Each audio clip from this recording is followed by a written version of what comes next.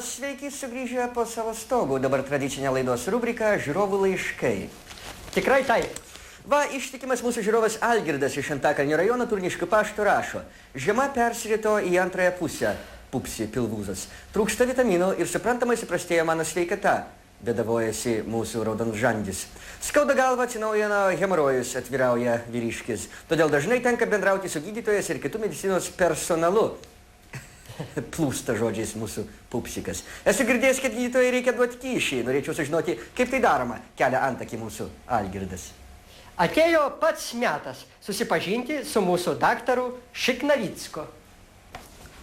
Ate, kad tu pastiptum tabaką. Kągi, esu daktaras Šiknavickas. Sveikam kūne, sveika siela. Kiekvieną rytą atskubu į savo darbą į klinikas, kur manęs laukia kaip daktaro Eibolito, ligoniai, klipatos ir kiti pidarastai.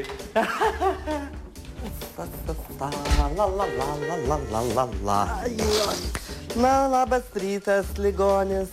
Sveiki, daktarė. Kaip sekasi, kaip sliekas raitomės? Skauda dešinę pusę.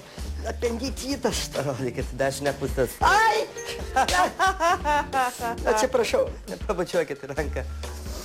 Žinot, ponas, apendicitas yra toks dalykas, kuris pats niekada neišsigydo, teks daryti operaciją. Yes. Bet koks jis ligotas žmogus, kiek čia prirašyta pas jumis visko. Skizofrenija. Pasiutlygė. Nepatinka man jūsų ligos istorija. Nu, daktaras. Kas dar? Nu, paklausykit manęs, visada susitardavom. Kaip sako, liaudės išmintis, nekepsi nesioperuosi. Nu, klausykit, daktaras, tikrai be operacijos nepasveiksiu. O kaip sako, liaudės išmintis, nenoriu jaunas numirti. Na, operacija ligonis, matau, yra įmanoma, bet sprendžiant iš jūsų ligos istorijos, jums negalima daryti narkozės. Nu, kaip negalima? Kas dar viešpatie? Nu, galima padaryti, nu, jūs visus Gerai, viskas yra įmanoma, paprašysim, kad padarytų vietinę nejautą. Argi jūs negalite su O anesteziologu? jums dar iš manęs reikia, suka jūs. Nugi susitarit, nu padarykite, aš bijau tos geležys, kur biksai žvanga, visokias seselės keikiasi. Aš noriu miegot per operaciją. Matau, operacijai esat pasiruošęs. Kągi, po operacijos iškart pastrikti iš lovos ir namolio. Teisingai, ir ko čia smirdėti toj ligoninėje? Bet to apendicito aš norėčiau reabilitacinio periodo ligoninį. Ligonis, jūs man įvarysite infarktą su savo įkyruolišku...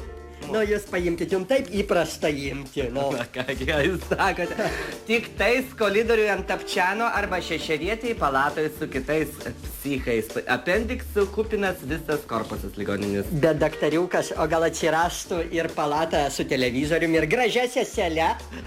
Jis toks įkyrus. Kągi, rūpintis turtingo žmogaus sveikata, mūsų profesinė garbė. Paprašysim, kad elektra nedingtų operacijos metu ir kad ukvedys šmirgeliu išgalastų skalpelį.